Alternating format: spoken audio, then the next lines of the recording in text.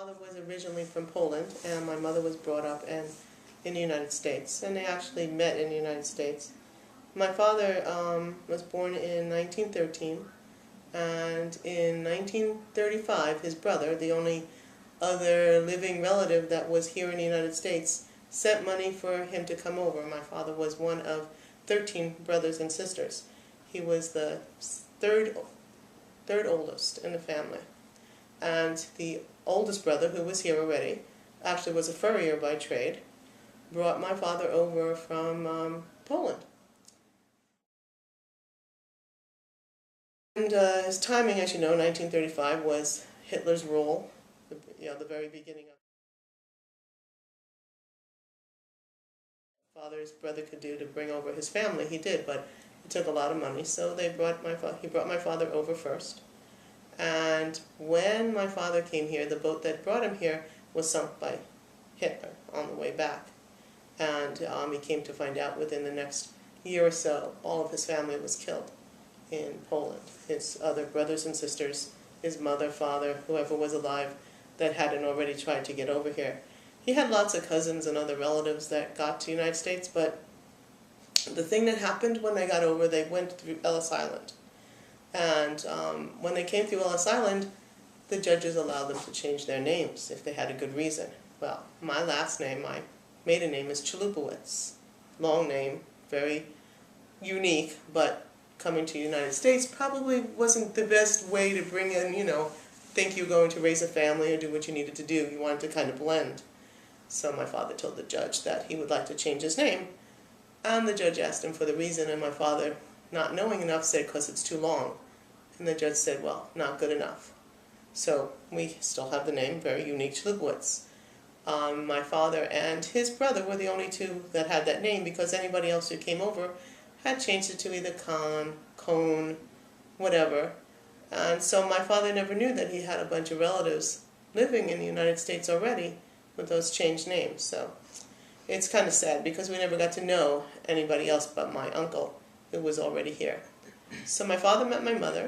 At the time, Harlem was where a lot of ethnic people migrated to when they came through Ellis Island.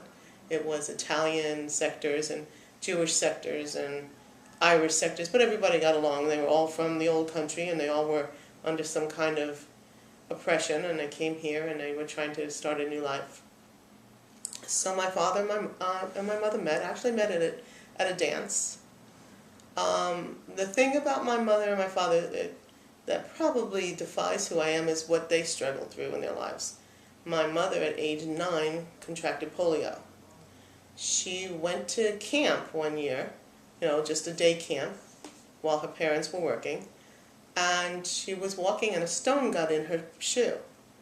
And she was afraid to take off the shoe and take the stone out, because she was afraid she was going to get lost, because they were on some kind of hike. Well, instead of taking this shoe off and so saying, wait, I got to take the stone out of my shoe, it embedded in her left foot.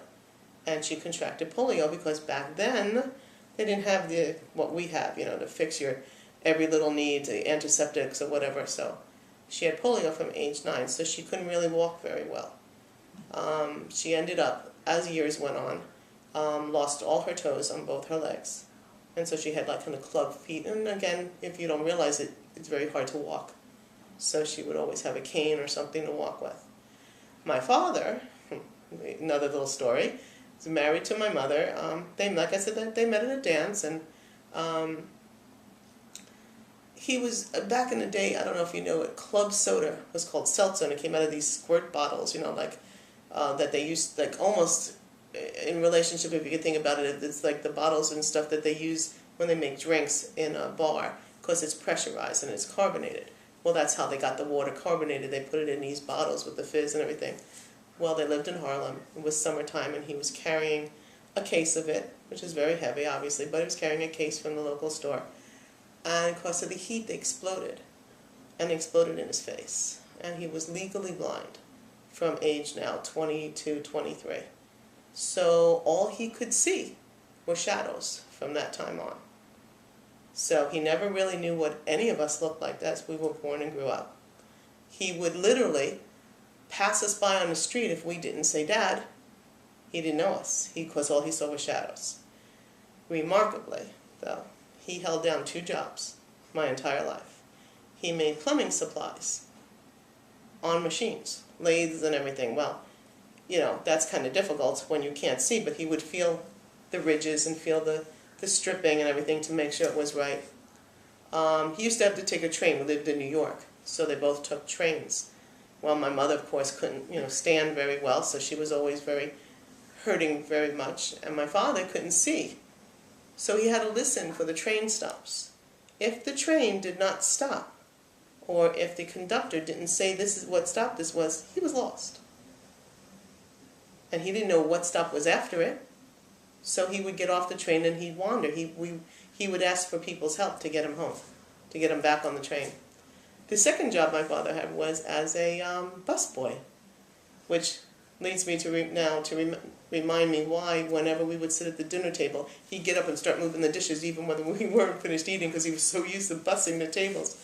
But he was a busboy at what was called Racine Way restaurant, and he would do that. He'd come home whenever he got home, 5:30, 6 o'clock. We would have dinner, and he would go back out to the restaurant to be a busboy. And he would always bring home something, at the end of the night for the next day for dinner. Obviously, we didn't have a lot of money. Both my parents worked.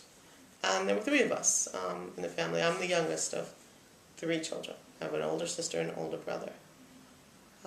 But you think about how well our children have it these days. I have a daughter, and she's just spoiled rotten.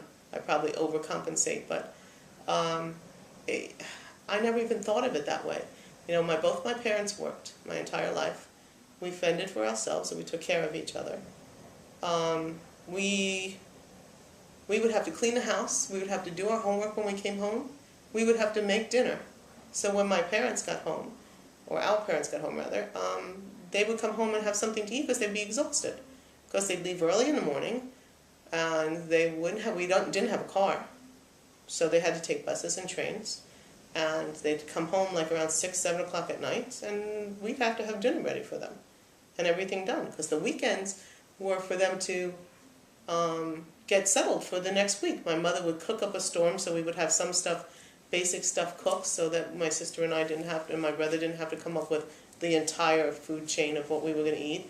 My father would, rest and help clean the house on the weekends, the major cleaning, go do the laundry, do the grocery shopping. We didn't have a car. We didn't have a laundry in the building. That didn't happen back then. We had to go, walk to the laundry, all our bags of laundry, and bring it all back. And we lived in an apartment, so we didn't live in a house and have all those amenities. But we managed. It's amazing how we managed. At one point, we lived in a 1-bedroom apartment. 5 people, 1 bedroom. My sister and I had the bedroom. My brother slept in the hallway on a pull-out ottoman couch, little fold-up square that pulled out into a bed, folded back up. And my parents slept in the living room on a pull-out couch. They wanted us to be in a better area. They wanted us to be able to go to a good school. So they sacrificed. We didn't have the money or the ability to have anything more. So that was what it was. And we dealt. They got up, they got dressed, they went to work, we got up, we went to school. We had to make sure our lunch was there, we had to make sure our homework was done.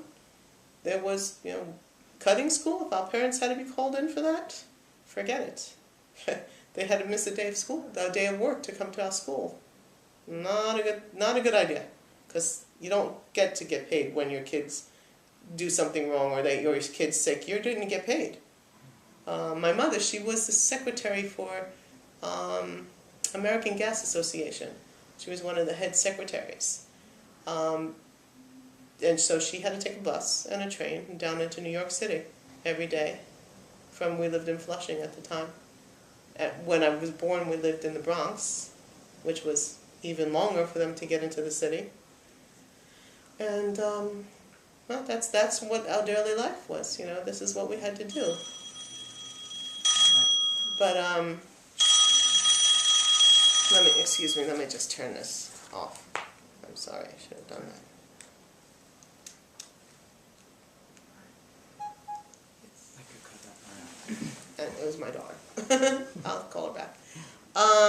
Anyway, so let's see, where was I? So we were we lived like that, and we didn't really think it was such a bad thing.